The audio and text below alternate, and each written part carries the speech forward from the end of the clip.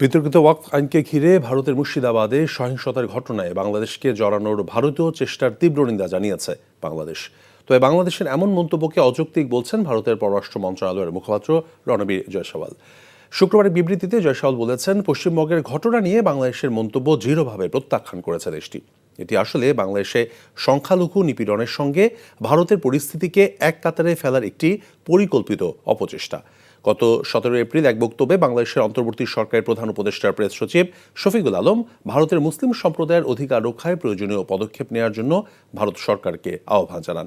এছাড়া বিভিন্ন সময়ে বাংলাদেশের একাধিক মহল থেকে অনানুষ্ঠানিকভাবে ভারতের পরিস্থিতি নিয়ে মন্তব্য করা হয়েছে। এসবের প্রতিক্রিয়াতেই বিবৃতিটি প্রকাশ করেছে ভারত সরকার।